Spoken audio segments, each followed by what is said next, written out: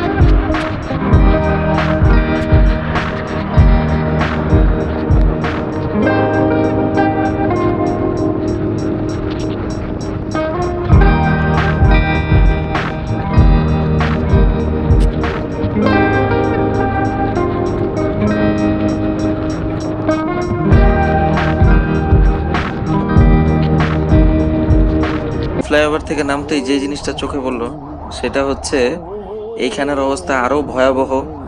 প্রায় ইঞ্জিনের উপরিভাগ পর্যন্ত পানির স্তর চলে আসতেছে এবং হাঁটার রাস্তায়ও পানি, মানে ফুটপাতেও পানি উঠে গেছে, চতুর্দিকে পানি। আর কোথায় গর্ত আছে, কোথায় মেইন হলে ঢাকনা খোলা আছে কিনা, এই বিষয়গুলিও খেয়াল রাখতে হচ্ছিল। দেখলাম যে কিছু রাস্তায় একদমই এত পানি ছিল যে গাড়ি ওই দিক দিয়ে চলাচলের সাহসই করতেছিল না। একটা সিএনজি দেখতে পাইলাম যেটার হয়তো ইঞ্জিনে পানি ঢুকে গেছিল, তাই অনেকটা স্ট্রাগল করছিল স্টার্ট নেওয়ার জন্য। বৃষ্টির মধ্যে চালাতে সমস্যা না হলেও সবচেয়ে বড় সমস্যা যেটা ফেস করে মানুষ, সেটা হচ্ছে বৃষ্টির মধ্যে অনেকটাই জ্যাম লেগে থাকে। কারণ অনেক গাড়ি বন্ধ হয়ে যায়, আবার কিছু রাস্তায় প্রায় ব্লক হয়ে যায়, তাই ওখান দিয়ে যাতায়াত করা হয় না। তাই দেখা যায় অনেকটা রাস্তা যেগুলি খোলা থাকে ওগুলি প্রায় জ্যাম হয়ে যায়।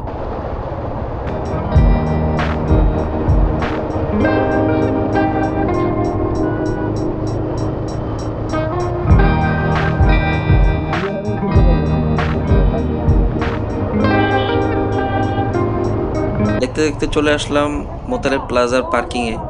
এখানে বাইকটা রাখার পরে পরে সোজা চলে গেলাম একটা সার্ভিস সেন্টারে এবং তাদের সাথে কথা বলে যেটা বুঝলাম যে মাদারবোর্ডে কোনো হয়তো সমস্যা হয়েছে এবং এটার জন্য অনেকটা সময় কাজ করতে হবে, একটা সময় বসে থাকতে হবে। তাই একটা টাইম ল্যাপস নিলাম। পরে দেখি যে প্রায় 3-4 ঘন্টা হয়ে গেছে। অনেকটা মনে কষ্ট নিয়ে মোতালেব প্লাজা থেকে বের হলাম এবং নীলক্ষেত চলে আসলাম। যদিও আমার ফোনটা ঠিক হয় নাই, কিন্তু এই সময়টা যাতে কাজে লাগানো যায় এর জন্য চিন্তা করলাম কিছু বই কেনা যাক। অনেক খোঁজাখুঁজির পর 2টা বই আমার পছন্দ হলো, যেটা আমি ভাবলাম যে এবার বন্ধে পড়বো এবং তা নিয়ে আসলাম। আসলে অনেক দিন হয়েছে বই পড়াই হয় না একদম। আসার পথের ওয়েদারটা অনেক সুন্দর ছিল, মেঘাচ্ছন্ন ছিল, কিন্তু কোনো রকম বৃষ্টি ছিল না। এখনকার ওয়েদার সম্পর্কে না আসলে আমি বুঝি না। এত বৃষ্টি পড়ার পরেও রাস্তাটা দেখলাম একদম শুকায় গেছে। তারপর বাসায় পৌঁছে গেলাম, বাইকটা ডাবল স্ট্যান্ড করে রাখলাম। আমি সবসময় আমার বাইকটা ডাবল স্ট্যান্ড করে রাখি যখন আমি আমার বাসায় থাকি। আপনাদেরকে তো আমার বই দুটার কথা বলাই হয়নি। এই 2টা বই আমি নীলক্ষেত থেকে নিছি।